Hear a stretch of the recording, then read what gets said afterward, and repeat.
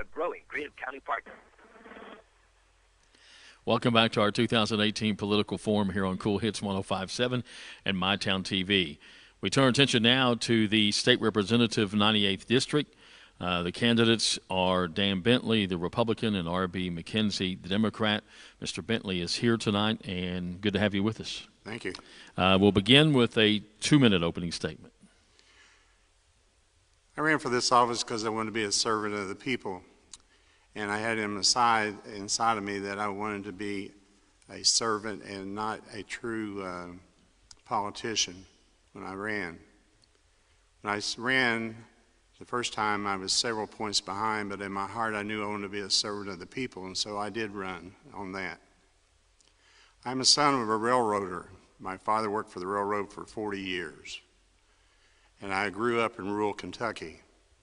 I grew up in South Shore, and I went to McKell High School, and then I went to Eastern Kentucky University where I met my wife Sherry, who's in the audience tonight. From that, I went to the University of Kentucky where I graduated with 2 degrees, and I came back to serve the people of Eastern Kentucky. I could have went elsewhere, but I wanted to be a servant then. I really didn't realize at the time that I would be a servant to the people by a political office, but I became also a teacher. I've been a teacher at a high university in Southern Campus in Ironton for 26 years. And now I've been endorsed by the National Rifle Association with an A rating. I've been endorsed by the Right to Life of Kentucky because I believe in pro-life.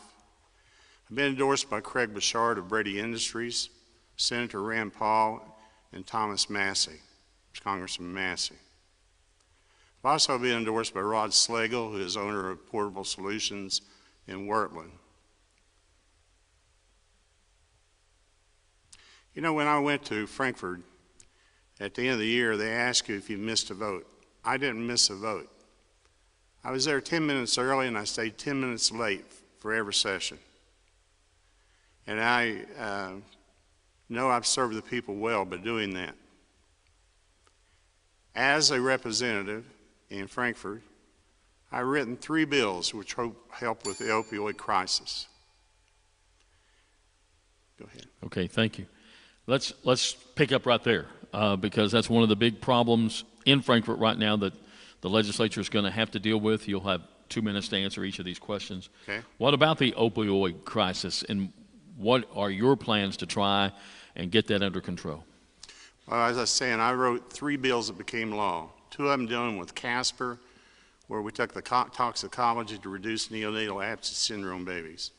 The third one, which I'm really proud of, is out of the box because it's a pharmacy pilot project through the University of Kentucky College of Pharmacy on a core grant. And there we take Vivitrol. So if we have people in the community that want to develop a way of getting off the drugs with wraparound services, they can go to a community pharmacy if this pilot project comes forward and has good statistics, which I think it will, and that way they can keep their lives together without having to go into a clinic or something, but they still have to have those wraparound services. So I think that bill that I wrote is a out-of-the-box way of thinking about it. And not only that, the 2 major things that's going to be in the next session is going to be medical marijuana and sports gambling. I'm the first pharmacist to go into the legislature in 12 years. And just being able to write 3 bills that became law proves my credibility. When we get to medical marijuana, we're going to have to realize that it has to be proven for safety and efficacy to protect the people of Kentucky. Our Constitution in Section 1, Part 3 asks for not only the right the ability to pursue the happiness, but it also has the word safety, where the federal Constitution doesn't have that. So I've already introduced a resolution, already pre-filed, for asking for safety and efficacy on medical marijuana. We have to protect the people of the Commonwealth. And by me being a pharmacist, I think that would be very valuable. Another issue that is Frankfurt has to deal with, and some people say haven't dealt with for many, many years, but instead kicked it down the road, is the pension problem. And that is huge. Your thoughts on that? What's the legislature going to have to do? Well, 151, we passed a pension reform bill, and we funded it fully. The retirees and the teachers had their pension. The process by which it went about, I didn't really agree, but that process has been there since 1955. 2015, 2016, both years there were bills passed, the heroin bill, for example. And those processes have been there, and I wasn't there 2 years ago, and I wasn't there 10 years ago, but I went there to solve that problem, and it was put to me as a yes or up down vote. So the pension problem, we were ready to fund it, and we did fund it, and I have the numbers here in front of me. We funded with $553 million, $500 million each. So we've done that. So the answer to that is we provided for that pension. However, it was struck down. That's correct. And now you're going to have to do something again. So what's the legislature planning on doing this time? Well, we will have to fund it again. If not, then the state of Kentucky can't go bankrupt, but we won't have any credit. So that means we have to pay more for the money we use to keep buildings like this going. So we've got to save the problem. We've got to pay our bills. Is it your plan and the plan of those in Frankfort to try to fund it the very same way without maybe the way it was done, or is there a different solution? You're talking about funding of it? Well, I'm talking about getting it passed and the court not striking it down. Well, see, we ran out of time. That's the reason we had to do it the way we did. But if it comes about, I'm sure it'll be straightforward and be up there. The Tax Reform Act, what you're talking about funding, you had to solve the pension, and then you had to go to the tax reform. A lot of people have said that well, let's put it this way. The tax reform is a 5% tax straight across the board. So people from 8,000 to 75,000 was 5.8%, but now it's 5%. So the average working class are going to get a refund, the middle class. And above that, it'll be 5% also, which means that those people in business can put more money into their business and develop more businesses. We're trying to go to a zero income tax in 5 years or so. And we put more tax on services like Texas and Tennessee. And another interesting thing was that on charter schools, charter schools have to be done by an authorizer, and they have to be approved by your local school board, the way we wrote that bill. There's no internet charter schools. So if a charter school would be brought up in an area, it has to be approved by your local school board.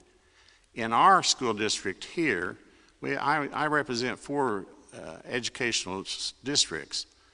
There'll probably never ever be a charter school here because there won't be a number to get there, and then it has to be approved by your own school board.